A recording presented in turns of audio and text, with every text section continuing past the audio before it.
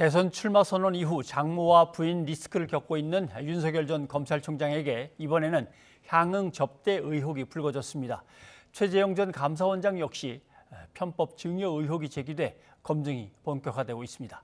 박지훈 변호사와 관련된 내용을 살펴보겠습니다. 어서 오십시오. 안녕하십니까? 조남욱 전 삼부토건 회장으로부터 이런저런 접대와 향응을 받았다는 의혹이 이제 한겨레 신문으로부터 본격적인 제기가 된 내용입니다. 네. 그러니까 어떻게 따지면 부인과 장모를 공격하던 곳에서 이제 본인에 대한 공격과 검증이 본격화됐다, 이제 이렇게 볼 수 있는 것 같아요. 일단은 한겨레에서 보도한 내용이긴 한데 조남욱 전 회장의 일정표, 달력을 하나 입수했던 걸로 보입니다. 그 일정표에 따르면 이 2011년 4월 2일 이렇게 기재를 해놓고요. 예. 그게 운동을 했다고 합니다. 운동이 뭐 다른 테니스는 아니겠죠. 골프 운동을 추정할 수 있고요. 최 회장 윤검, 아웃코스 강남 300cc라는 곳이 골프장입니다. 예. 분당 쪽에 있는 골프장이거든요. 2011년 8월 13일 날 만찬 윤검사 황 사장이라는 게 있고 2012년 3월 11일 날은 18시 윤석열 검사 대검 별관 4층, 이날 결혼식이 있었던 날입니다. 예. 추측할 수 있는 부분은 최 회장은 장모 최 씨를 의미하는 걸로 보이고요. 그 전에 뭐 미시령 최 회장 하는 거 봤을 때는 윤검이 윤석열 지금 전 검찰총장 의미한다면 지금 4월 달도 골프 회동을 했었고 8월 달은 식사까지 한 것들이 지금 된 게 아니냐라고 지금 포착된 상황입니다. 네. 당시로서는 무슨 삼부토건의 임원들이 횡령 혐의로 특수부의 수사를 받고 있었는데 문제는 처벌받은 사람은 또 당시에 없습니다. 네. 이게 이제 쟁점이 될 수 있는 문제인데, 그렇죠. 그럼 과연 이런저런 대접을 하거나 가까이 지낸 것이 이런 거에 뭔가 영향을 미친 것이냐, 이 문제죠. 결국 그게 이제 대가성이라고 표현할 수가 있는 거예요. 그게 뭐 담은 조금을 받았다 하더라도 금품이고 그게 직무상 대가성이 있고 그것 통해서 뭔가 혜택을 줬다면 대가성이 되고 뇌물 등등이 될 수가 있습니다. 뭐 이게 그렇다는 뜻은 아니고요. 근데 가장 지금 눈에 띄는 부분은 일단 골프 받았고 뭐 만찬 받았고 접대 받은 부분은 일단 일정표에서 확인이 되는데 당시 삼부토건 임원들이 수십 명이 특수부 조사를 받고 있었어요. 서울중앙지검에서 특수조사를 받고 있었는데 결과론적으로는 그 이후에 이 임원들이 전혀 조사를 받거나 아니면 특히 처벌받은 사실이 없습니다. 뭐 그게 이제 대가성이 있는지 연결고리가 있는지 알 수는 없지만 일단은 그런 것들이 뭔가 연관성이 있고 문제가 있는 게 아니냐, 그 부분이고요. 또 김건희 씨도 이를 소개해 준 사람도 조 회장으로 지금 알려져 있거든요. 그런 걸 봤을 때는 아주 밀집성이 큰 게 아닌가라는 게 언론 보도에 지금 주된 요지입니다. 한겨레 신문이 굳이 조 회장의 다이어리 일정표를 갖다 계속 취재를 해 나간 것은 아마 그런 연관성 때문에 그랬을 거라고 보고, 특히 부인과의 관계도 뭔가 조 회장이 중간에서 다리 역할을 한 거 아니냐 하는 것 때문에 더 집중을 한 것 같습니다. 그런데 문제는 윤 전 총장은 그 국회에서 국회의원들이 따져 물을 때 저는 이제 중요한 수사 직책을 맡으면서 골프는 아예 내려놨고요. 골프채도 다 후배들 주고 없습니다. 이런 식으로 대답을 했는데 그때 대목을 한번 잠깐 들어볼까요? 후보자의 지금 답변, 서면 답변 좀 위증이라고 저는 생각을 합니다. 윤우진 씨와 골프를 친 사실이 있었나요? 한두 번 있었던 거로 기억이 됩니다. 한두 번? 네. 그 언제쯤 쳤습니까? 제가 2010년에 중수 이과장 온 이후로는 골프를 거의 치지 않았기 때문에 아마 그 전이라고 기억이 됩니다. 김승혜 경남에서도 중수 이과장을 가면서 채를 다 후배들을 주고 골프채가 없었습니다.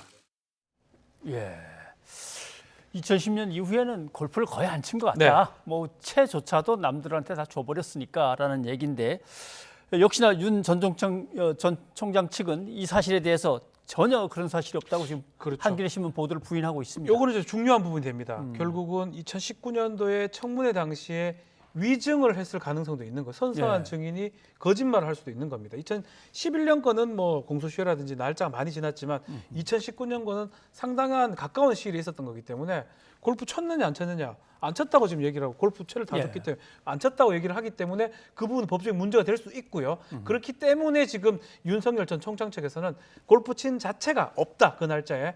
그리고 만약에 식사라든지 이런 것들도 했다 하더라도 번갈아 가서 내는 거고 예. 이게 문제가 되기 때문에 법적 조치를 검토하겠다라고 입장을 밝힌 상황입니다. 예.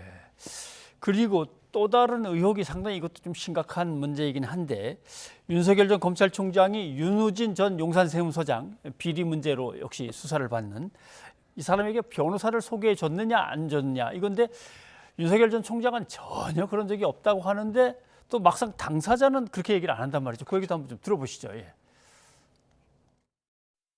호텔 앞에서 네.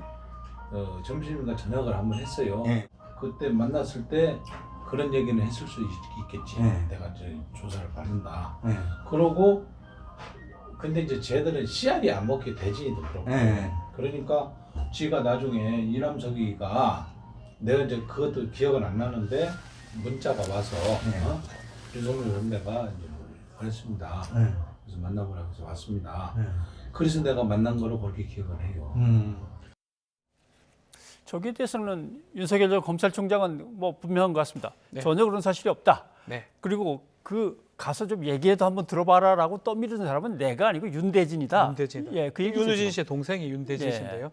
저는 이제 그런 적 없다고 하는데 윤우진 전 세무서장의 증언에 따르면 윤석열 총장을 만나가지고 그런 얘기를 했고 그 이후에 변호사 이남석 변호사입니다.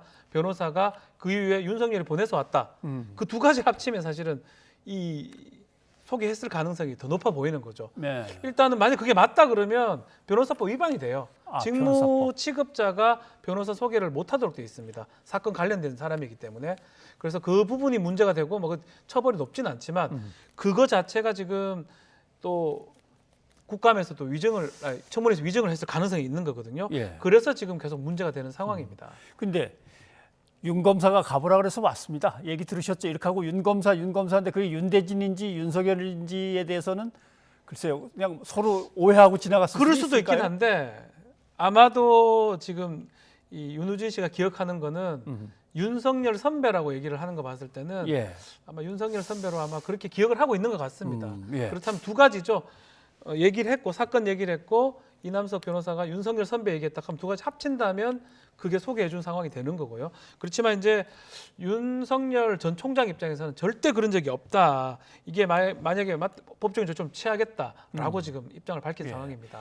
근데 국회 나와서 뭐 하다 보면 잘못 말할 수도 있고 네. 하지만 이게 선서하고서 진실만을 얘기하겠다고 선서한 다음에 얘기를 한 거기 때문에 위증죄 자칫하면 위증죄가 처벌이 이 큰데. 두 가지 다 만약에 사실 자기 기억에 반한 사실을 얘기를 해버리면 위증죄가 되는 거거든요. 예. 국회에서 위증죄는 1년에서 10년 사이에 징역에 처할 수 있는 범죄입니다.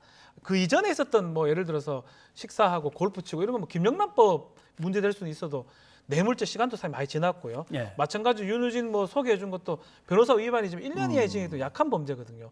더 중요한 범죄는 지금 청문회 과정에서 거짓 증언했던 부분, 예. 본인의 기억에 반해서 얘기했던 부분, 요게 지금 앞으로 좀 문제가 되지 않을까 이렇게 보입니다. 네, 알겠습니다. 자, 그리고 역시 야권에서 중요한 인물로 떠오르고 있는 최재형 전 감사원장 얘기입니다. 자녀에게 아파트를 임대해 줬다. 그렇죠.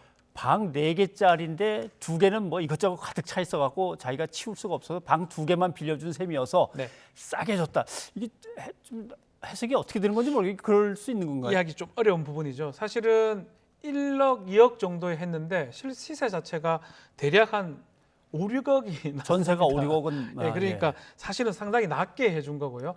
두 가지 중에 하나예요. 이걸 증여택으로 했다든지 아니면 지금 채권으로 4억인가 잡았다고 하는데 예. 공직자 신고할 때 허위 신고를 했든지 둘 중에 하나가 될 가능성이 높습니다. 일단 최재형 전 감사원장 입장에서는 뭐 이거 검토는 했고 신고 다 했다. 그래서 실질적인 사용한 게 2개이기 때문에 절반 정도 임대라고 하는데 이제 사실 그렇게 보는 경우는 잘 없거든요. 아니요, 계산할 수도 있습니다. 왜냐하면 5, 6억짜리인데 네. 방 2개는 내 물건으로 꽉 차 있으니까 2개만 빌려준 셈이어서 미안해서 절반 깎았고 반전세로 또 월세를 받았다는 얘기가 그렇죠. 그 나오죠. 얘기를 본인이 지금 주장을 하고 있는데 네. 결국은 그거를 주관적으로 계산하지는 않습니다. 반전세 계산하는 방식도 있고요. 그게 시세보다 낮으면 자녀나 직계 가족한테 주는 거는 증여로 추정을 하는 거거든요. 예. 그럼 그렇게 계산해서 공직자 신고를 했었어야 되는 겁니다. 그 부분이 지금 문제된다라고 얘기를 하는 것이죠. 딸한테도 그렇게 철저하게 계산해서 돈 받을 거 다 받았다 이렇게 하면 그럴까요? 어떻게 보면은 감사원장 할 만한 사람이다 이렇게 얘기할 수도 있겠습니다만은 네. 자 저것이 과연 가족 사이에서 어떤 일이 벌어졌냐는 좀 더 명확하게 증명이 돼야 되겠습니다. 증빙서류가 저런 건 있을까요? 증빙하기가 쉽지가 않습니다. 그렇기 때문에 이런 게 가장 문제가 되는 상황이죠. 예. 본인한테 유리하게 이제 계속 얘기를 하고 있는데 실제로 객관적으로 증빙이 돼야 되는 측면이 있는 거거든요. 뭐 사진 찍어가서 여기 물건이 있으니까 못 쓰지 않느냐. 예. 이 정도 얘기하는 것밖에 가능하지 않을까 이렇게 보입니다. 예, 알겠습니다. 그리고 여권으로 좀 넘어와 보겠습니다. 네. 이재명 지사가 잠깐 주춤하는 사이에 이낙연 대표가 이제 확 쫓아가서 점점점 흥미로운 이제 경쟁 구도가 벌어지고 있습니다. 그런데 문제는 이재명 지사 경기도지사니까 네. 그 경기도 유관단체에 소속된 사람이 SNS 대화방에서 이낙연 전 대표를 엄청나게 비방해 왔다. 이렇게 되면 이거 선거법 위반 아니야? 공직자의 한 사람으로서 이 문제가 불거졌거든요. 가장 문제가 만약 공직자였다면 선거법 위반이 확실해질 수가 있는데요. 공직자보다는 유관 단체의 소속 사람입니다.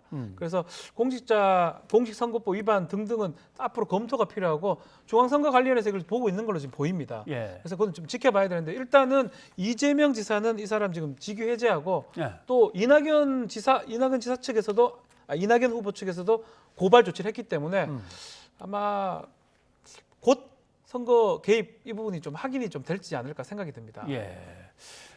어떻게 보면 민주당으로서는 참 깝깝할 수도 있습니다. 왜냐하면 서로 흠집 얘기에 들어갔으니까 이럴 때 뭔가 완팀이 돼갖고 멋진 정책 대결을 벌이면 뭐 승기를 잡을 수도 있겠는데 할 텐데 이렇게 되면 상당히 국민의힘이 좀 어려워지네요. 약할 때 힘들 때 민주당이 올라갈 기회가 있는데요. 이 1등이 비등비등해지다 보니까 아하. 이 마타도 지금 계속 얘기를 하고 있는데 네거티브 전법으로 서로 이제 공방하는 모양새고 그럼 결국은 또 본선에 가서 이게 또 약점이 될 수가 있는 거거든요. 그렇죠. 예. 지금 그런 모습들이 계속 반복되고 있고 조금 더 심각해지면 쌍방이 고발할 수 있는 상황까지 좀 검토되지 않을까 이렇게 보입니다. 예. 그리고 이제 국민의 눈에 어떻게 비칠 거냐 그렇죠. 그것도 아마 고민들을 해야 될 것 같습니다. 예, 박 변호사님 오늘 여기까지 듣겠습니다. 고맙습니다. 감사합니다.